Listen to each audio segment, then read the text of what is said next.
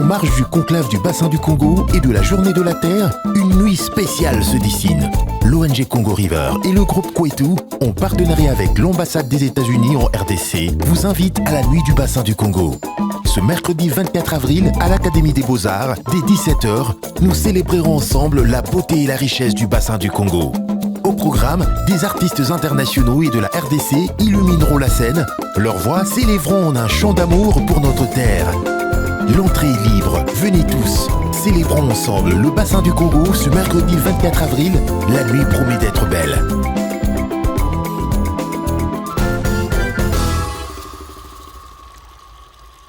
Bienvenue à toutes et à tous à ce nouveau numéro du Journal des Sports sur C24+, la télé numérique. Le festival de rugby de Kinshasa s'est tenu avec brio samedi 13 avril 2024 au stade des Martyrs de la Pentecôte de Kinshasa.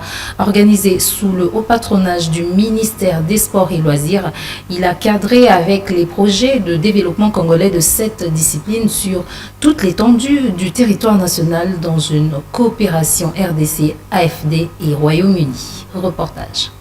Des moments d'exhibition et de démonstration par des enfants d'école de rugby et athlètes de toutes les catégories et versions ont eu lieu juste après le coup d'envoi du festival de rugby donné concomitamment par le ministre des Sports et Loisirs François-Claude Kaboulou Kaboulou et l'ambassadeur du Royaume-Uni Alison King. À l'embout de ces festivals, qui représentent une lueur d'espoir pour l'avenir et le développement de cette discipline, le patron des sports en RDC appuie des initiatives parallèles qui vont dans le sens de promouvoir le discours prôné par le chef de l'État, Félix-Antoine Tshisekedi Tshilombo, sur une masculinité positive de plus en plus concrète et la construction des infrastructures sportives. Je suis encore très très fier de votre présence. Et mine de rien, votre présence est un stimulant. Les enfants vous ont vu et ils se sont dit, ah quand même, on a de l'appui. Et avec l'engouement que va susciter la construction de ce stade, franchement, il y aura des merveilles dans notre pays. C'est un pays plein de talents. Et vous avez vu que le président Félix Tshisekedi Tshilombo, quand on a fait le jeu de la francophonie, il a dit que rien ne peut être négligé. Et dans sa vision, pour son deuxième mandat, il y a cette volonté de construction, de réhabiliter d'abord les infrastructures dans un programme de 145 territoires. À travers le pays, il y a des infrastructures qui seront réhabilitées, il y a d'autres qui seront construites. Partenaire du gouvernement dans le projet englobant aussi le rugby féminin, Florence Doise-Bonnet de l'Agence française de développement s'est réjouie de l'initiative hautement louable du ministère des Sports qui corrobore grandement avec les ambitions de l'AFD, à savoir la construction de 5 stades dans 4 communes de Kinshasa d'ici octobre prochain, dont celui du rugby qui sortira des terres de Kinkole. L'objectif, il est de pouvoir travailler réellement ensemble, c'est déjà le cas, l'équipe est constituée pour l'ensemble des infrastructures qui seront mises en œuvre et c'est des infrastructures qui seront dans différents quartiers de la ville de Kinshasa et pour une ville aussi congestionnée que Kinshasa, c'est important quand on parle d'accessibilité au sport pour tous. Il faut que ça puisse se faire dans différents quartiers, c'est pourquoi ce projet d'infrastructure aura notamment 2 infrastructures importantes à l'Ansélé, notamment celle pour le rugby et pour les femmes en termes de rugby, mais pas que. On est vraiment sur une approche globale et comme le disait si bien Madame l'ambassadeur du Royaume-Uni, chacun peut trouver son sport et les différentes infrastructures sur lesquelles nous allons travailler sont des infrastructures omnisport et de proximité. Revenant sur l'importance de ces festivals, Amédée Monsini Mbakala, vice-président de la fédération, a remercié de passage le ministre des Sports et les partenaires présents sur qui la FECO Rugby compte pour la promotion de la discipline en RDC. C'est une grande joie pour nous les amateurs du rugby parce qu'on a un problème d'infrastructure, c'est vrai, mais quand l'AFD et l'appui du gouvernement de la République peuvent travailler pour que nous puissions avoir des infrastructures viables, cela nous va vraiment droit au cœur. Il s'y est de signaler que grâce à l'implication du ministère des Sports, ce festival a été honoré par la présence de plusieurs personnalités et partenaires, de quoi prouver suffisamment que ces ministères se veulent réellement omnisports ou mieux pluridisciplinaires. En Lila Foot, 29e édition, le tout-puissant Mazembe de Lubumbashi a gardé sa place de leader le dimanche en battant l'ASV Club de Kinshasa sous le score de 2-1 au stade des Martyrs de la Pentecôte de Kinshasa. Les Corbeaux ont ouvert le score à la 18e minute sur un pénalty transformé par Fili Traoré. À la 70e minute, Fili Traoré a marqué son deuxième but pour le tout-puissant Mazembe. Atibou, lancé en profondeur, a temporisé et trouvé Kinzumbi qui à son tour a conservé le ballon, accéléré et centré. L'avant-centre a réalisé un retourné acrobatique pour mettre le ballon au fond du filet sans difficulté, allais-je dire. C'est au temps additionnel que Mbiyeye a réduit l'écart pour l'association sportive V-Club dans cette rencontre. Le tout-puissant Mazembe totalise donc 18 points en 6 matchs joués et V-Club en a 10. Contrairement à ce qui avait été annoncé par son ancien club, le tout-puissant Mazembe, le Zambien Renfort Kalaba, 37 ans, n'est pas décédé, mais plutôt a été placé dans un coma artificiel le samedi 13 avril 2024, après avoir été victime d'un accident de circulation vers Kafoué en RDC sur la route menant à Lusaka en Zambie. Le véhicule du maestro zambien est entré, allais-je dire, en collision avec un gros camion. Le tout-puissant Mazembe, qui avait annoncé le décès de son ancien joueur, s'est rétracté en indiquant que Redford Kalaba a plutôt été placé dans un coma artificiel par les médecins qui le soignent. Redford Kalaba, dit le maestro, a passé 13 ans au sein du tout-puissant Mazembe, soit de 2010 à 2024.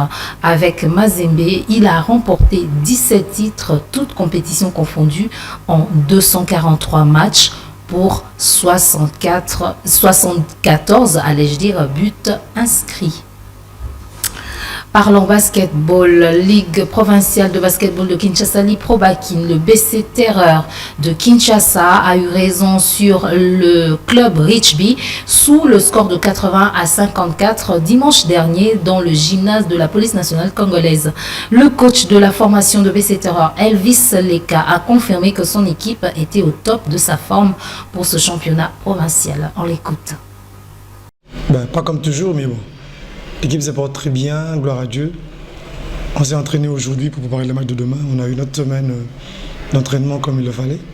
Tout va bien, voilà, le moral, la physique et tout ça, tout va bien en tout cas.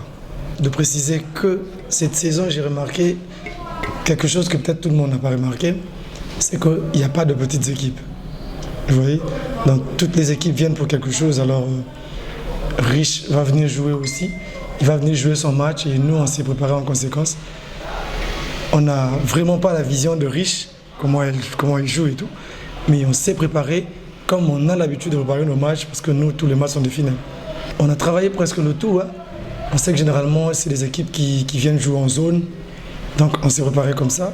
On a travaillé les zones, on a travaillé les individualités aussi. Donc, on sait comment répondre à la façon de défendre de Rich. Voilà, donc. La défense que Rich va nous proposer, nous on sait comment répondre à ça. On s'est vraiment préparé en conséquence, si je peux me permettre. Par rapport aux équipes, par rapport aux promus, par rapport aux équipes qui viennent, qui montent et tout, j'ai regardé 1 ou 2 matchs des équipes comme ça, de ces rangs. Permettez-moi de dire ces rangs-là. J'ai vite compris que beaucoup d'équipes aujourd'hui misent sur la zone et ça paye aussi. Je les applaudis pour ça parce que ça paye. Du coup, on a essayé de vraiment beaucoup travailler sur ça. Question de ne pas être surpris si on vient jouer, que voilà, Rich nous emmène la zone et tout. C'est par rapport à ça que j'ai dit qu'on s'est préparé sur la zone et voilà. De l'équipe dans son entièreté, peut-être non. Mais une petite idée, on a eu à regarder quelques minutes de leur match.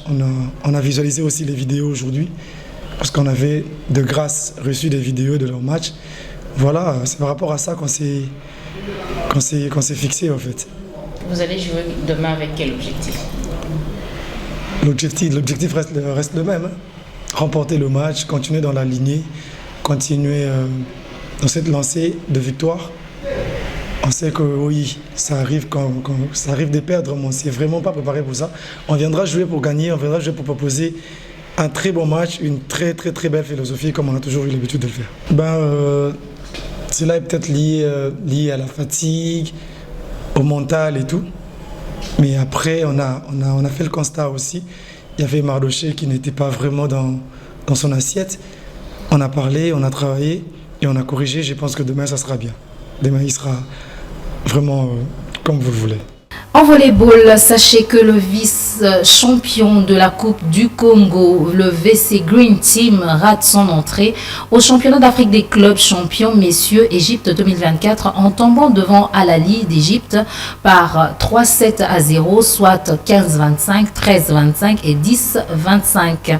Dimanche 14 avril au gymnase d'Al-Ahly, pour sa prochaine sortie, le club de Kinshasa croisera Muger Semet Factory Sport Club d'Éthiopie ce lundi 15 avril dans les mêmes installations sportives.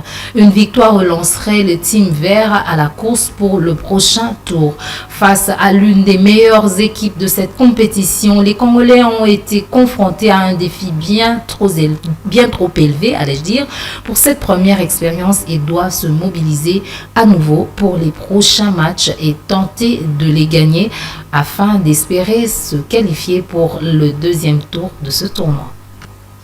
Et puis, autonomiser les entraîneurs de volleyball en République démocratique du Congo. Voilà un pas vers le développement de cette discipline. La Fédération internationale de volleyball a envoyé à Kinshasa, capitale congolaise, il y a quelques jours, le technicien camerounais Yende Lavoisier pour une mission de 3 mois afin d'exécuter son programme tel qu'il lui a été recommandé par l'instance gérante du volleyball mondial. Le Camerounais Lavoisier fut à la tête des sélections nationales de volleyball en République démocratique du Congo durant 2 ans et revient cette fois afin d'entreprendre une autre mission qui est liée à l'encadrement de la jeunesse à la base, des équipes nationales, des clubs ainsi que des entraîneurs de volleyball à travers une série de modules élaborés pour cette fin. On l'écoute. Déjà, je voudrais exprimer ma joie et ma satisfaction de me retrouver une fois de plus ici.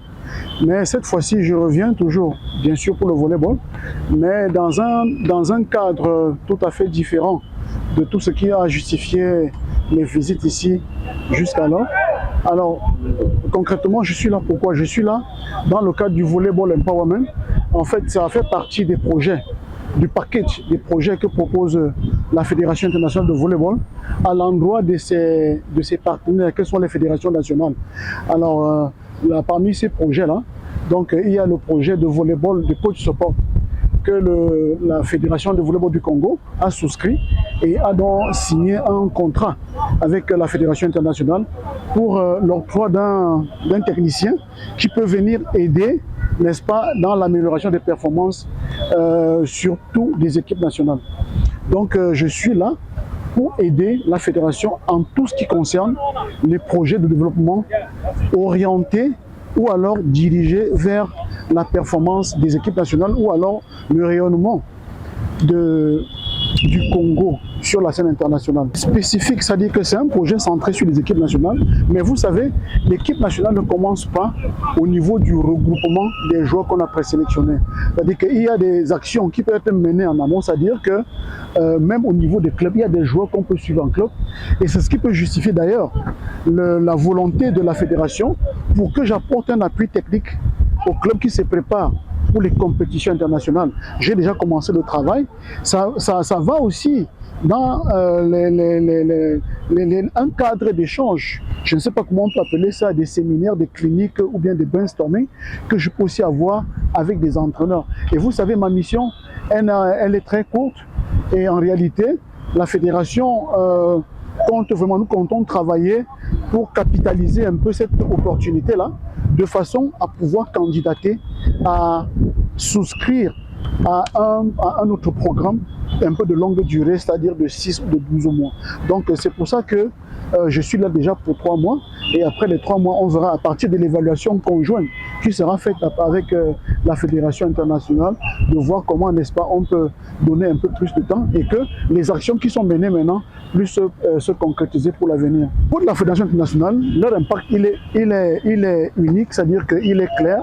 C'est, comment je peux dire ça, c'est l'amélioration ou bien la qualité du volleyball qui se produit en termes de compétition. Parce que même lorsqu'on s'en va en compétition, au-delà des performances qui sont produites par les équipes, ce qui intéresse la vie internationale, c'est la qualité du jeu qui est produite, parce que c'est cette qualité-là qu'on vend, n'est-ce pas, aux sponsors qui vont associer leur image à celle du volleyball pour apporter un peu de moyens qui peuvent donc justement être redistribués dans les fédérations internationales.